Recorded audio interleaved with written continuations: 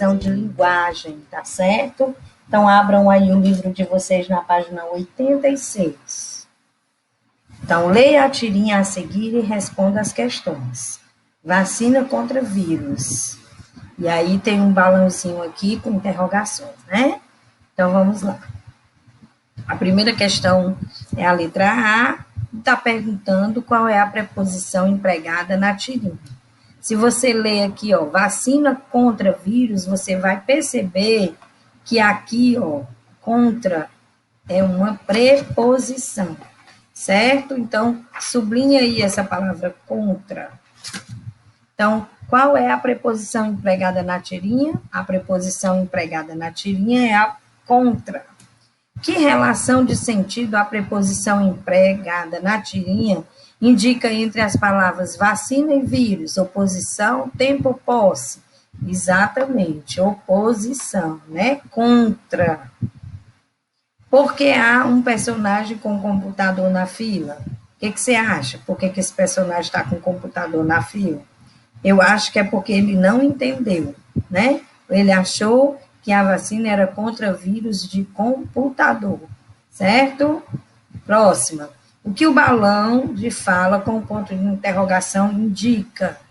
Ele indica que o homem não entendeu por que o outro estava na fila com o computador. Ok? Vamos lá. Página 87, segunda questão. Leia as frases a seguir e responda as questões. O time jogava com garra, o time jogava sem garra. Há diferença de sentido entre essas duas frases? Ah, sim, né? E quais são as palavras responsáveis por mudar esse sentido? E como elas se classificam? Na primeira frase, a palavra com, na segunda, sem. Isso significa o quê? Preposição, né? Explica a diferença de sentido entre as frases. Então, vamos lá. Na primeira frase, o time possuía garra. E na segunda frase, o time não possuía garra. Ok? Terceira questão, observe a capa do livro abaixo e responda as questões a seguir. Kelvin e Haroldo, o livro do 10º aniversário. Qual é o número empregado no título desse livro? O número 10º, certo? E como esse numeral é classificado? Como ele é classificado? Esse numeral é classificado de numeral ordinal. Qual é o algarismo que corresponde a esse numeral? Você lembra que eu falei que os números ordinais vêm com essa bolinha e esse tracinho aqui, para a gente não se confundir com os cardinais, né? Então, a próxima página é a 88. Leia a quarta capa de livro abaixo e responda. Mais de 250 tiras sobre felicidades. Publicada pela primeira vez em 1950, é o resultado do gênero criador do Charles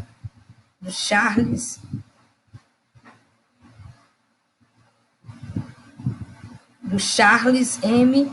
Schultz, que inventou o mundo atraente tanto para a criança como para os adultos, a partir de personagens que expressam sentimentos incrivelmente profundos e tocantes. Reynolds foi publicada diária e ininterruptamente por quase 50 anos, o que nunca aconteceu com nenhuma outra história em quadrinho, e chegou a figurar em 2,6 milhões de jornais, atingindo um público de 355 milhões de leitores em 75 países e 40 línguas, né? Então, ele está dizendo, ele pergunta, quem foi o criador das histórias em quadrinho Peanuts? Foi o Charles? Isso. Muito bem. Esse nome aqui é esquisito, né? Que algarismos foram usados no texto dessa quarta capa de livro? Aí você vai ver, ó, 250, 1950, 50, 2,6, 355, 75. C. Com que função esses algarismos foram empregados? Com a função de apresentar as informações com mais detalhes e clareza. Transforma em numeral cada algarismo identificado na atividade B. Então, você vai...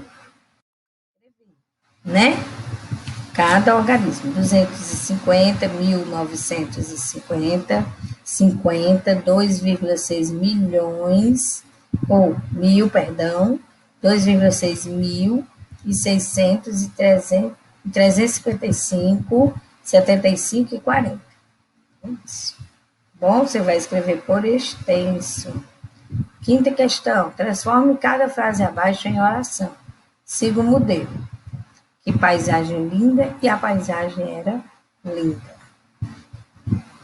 Aí você vai, que medo, o que você vai trabalhar aqui?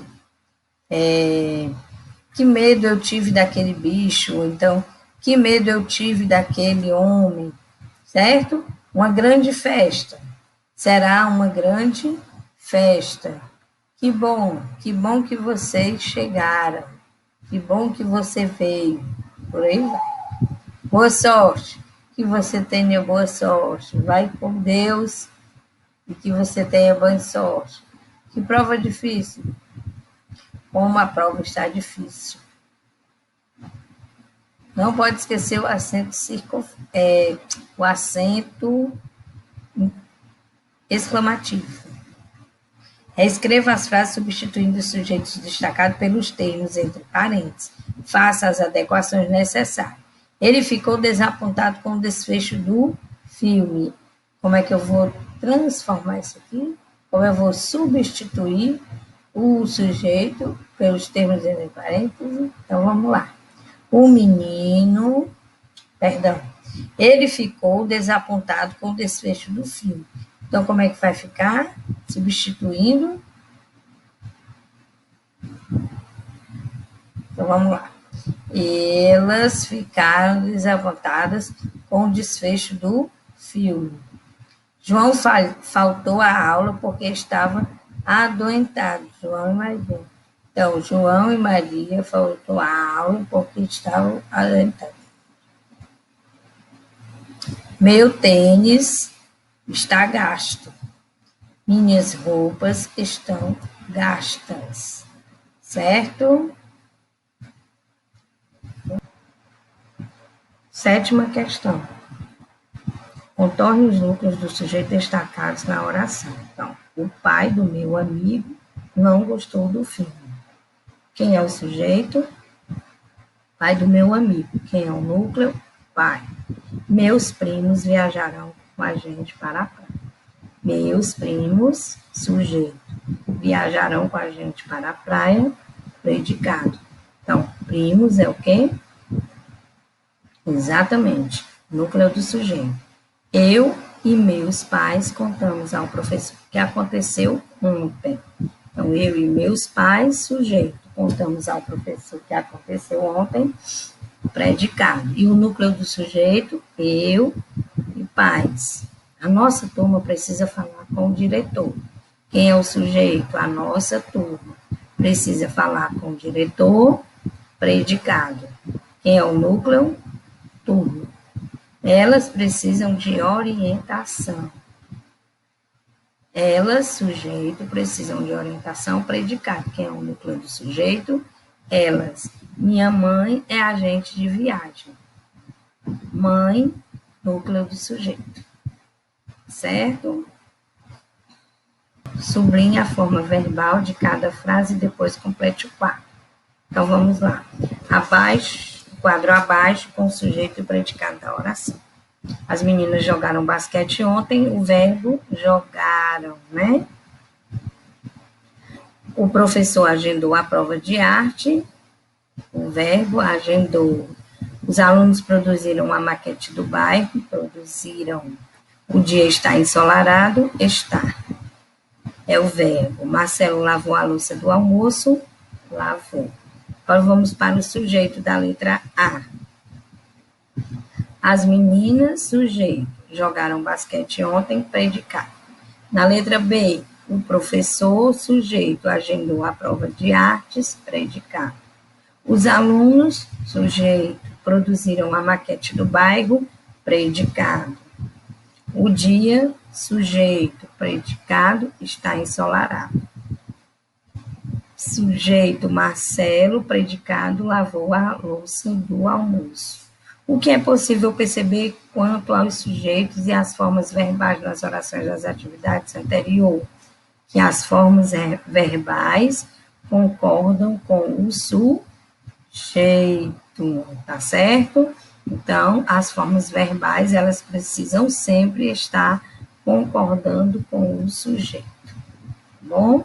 Então, boa avaliação e fiquem com Deus.